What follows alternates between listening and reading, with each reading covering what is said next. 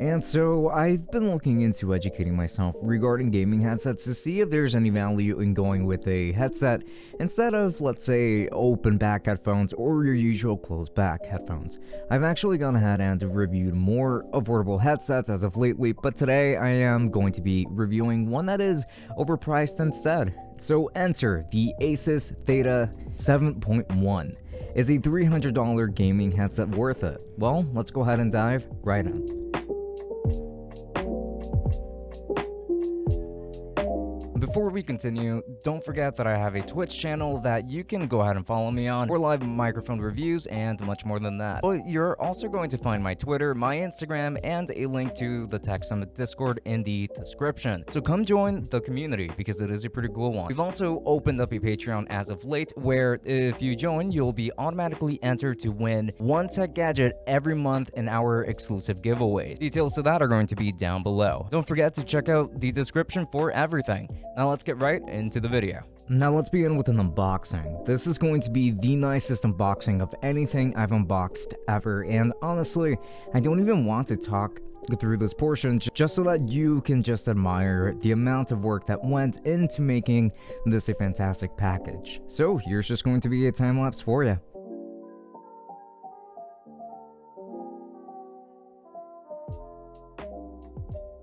The exterior design consists of absolute greatness here. It is going to consist of a very strong build, and actually I have a tough time telling if this is straight up metal or if it's plastic that is just so strong that looks like metal. It is probably just plastic, but it is very well built. It's just a really solid package, and obviously it is pretty big too, as you can see here. The biggest headset I've ever had.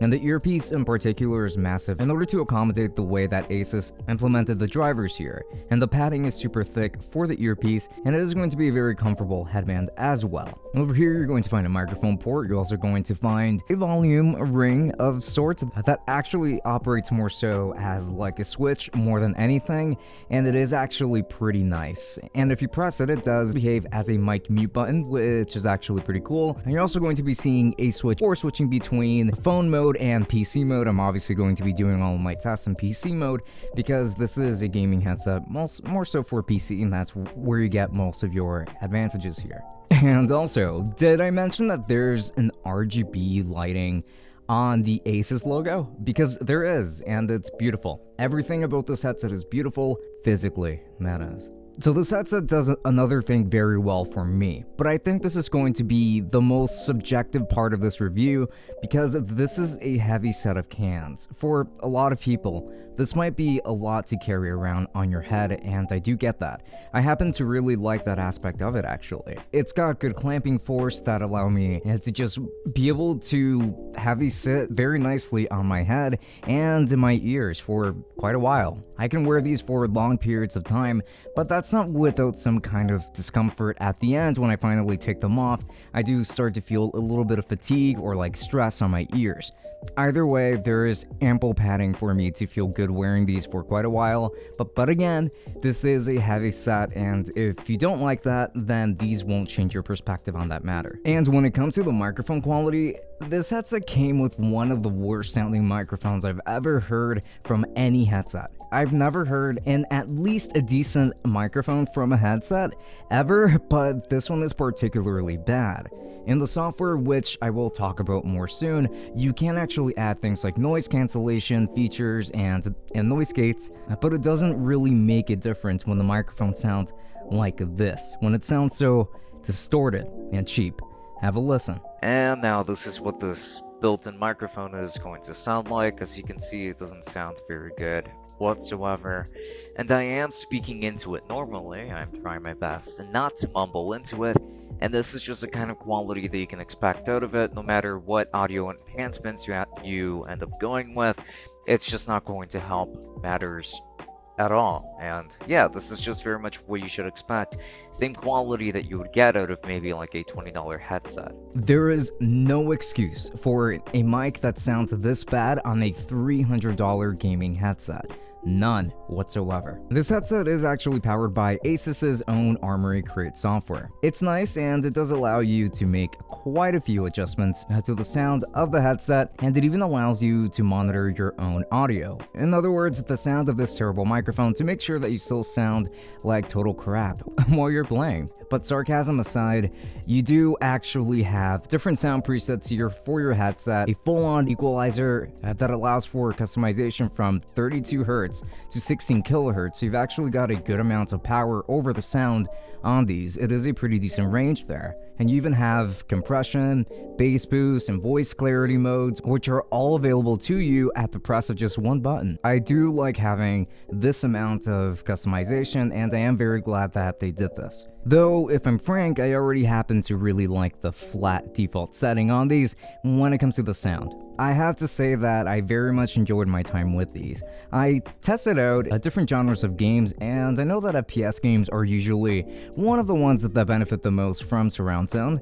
So with something like Doom, for instance, it was actually great in terms of sound quality already, with the sound being super clean, but I did notice that when it came to growling demons behind me, it still sounded like they were actually right in front of me at times when they were right behind me instead, which did mess with my sense of awareness, and in this case, I felt like they were not really all that helpful in helping me determine my positioning and distance from the enemy, so they did fool me a little bit there. I don't know if it is an issue with Doom in particular, but the surround effect wasn't helpful as much as it was just enjoyable, since audio separation was still great, but that stood out to me, so I felt like it was necessary to mention. With other games that instead benefit from great audio separation, like Final Fantasy 15 and Nier Automata, that was a very different story, I would say, because these were just very immersive.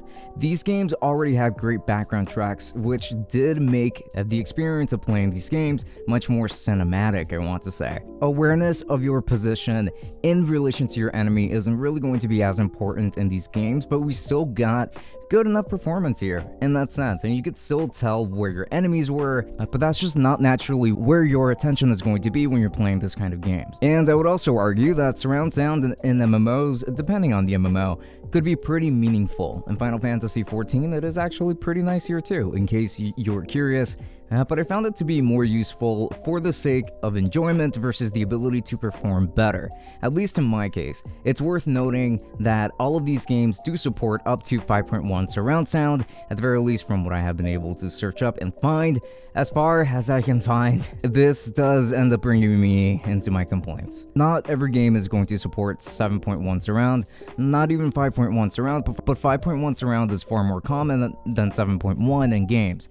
So there's still a surround effect. I don't think that I own any games that actually support straight up just 7.1 surround, and I do have a pretty big library of games, but 5.1 is still very enjoyable as is, so I won't really dock points in this section, at least for that. One of my gripes is really that the cable here is pretty short, though built really well, I have to say. It is pretty thick and it is braided actually. But if you're using the USB-C connection on this, then the length of the cable is going to appear to be pretty short, in my opinion. It does just get in the way. And speaking of which, for such an expensive pair, I really would have at least expected a wireless option. I understand the wireless isn't optimal for competitive, low latency gaming, but at this price, it should have at least been an option.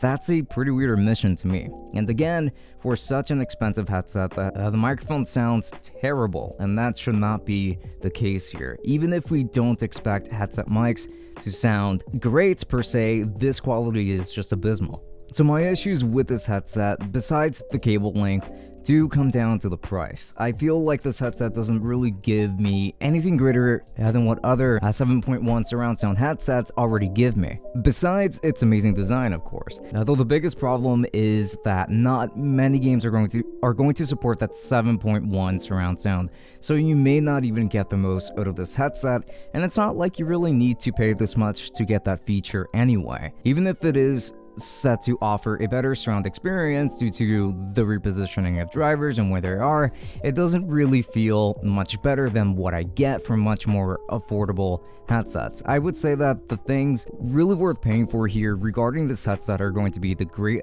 audio quality, like from the headset itself, and EQ settings, which offer a lot of customization too, like if you do want to make these sound even better, the overall build as well, and the fact that it uses USB-C, which is pretty valuable.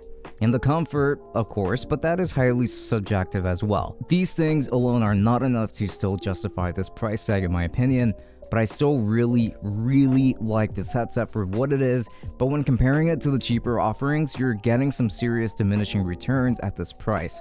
I don't think it's worth it, but I am still inclined to recommend it since I think that you'll still really like it if you went for it, because this is still a very great headset.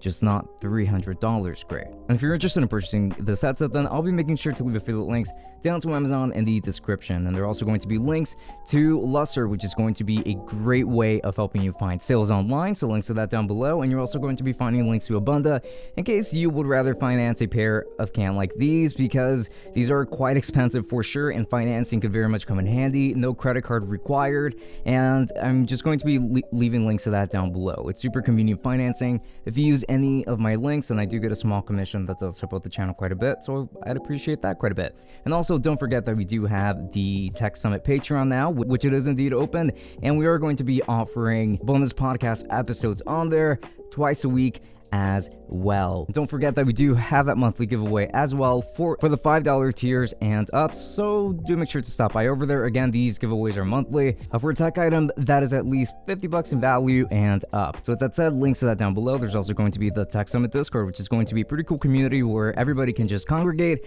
and have a wonderful conversation, and you can also reach me there. And don't forget that I like to stream on Twitch as well, so links to that down below, and I do have the rest of my social media like my Instagram and my Twitter.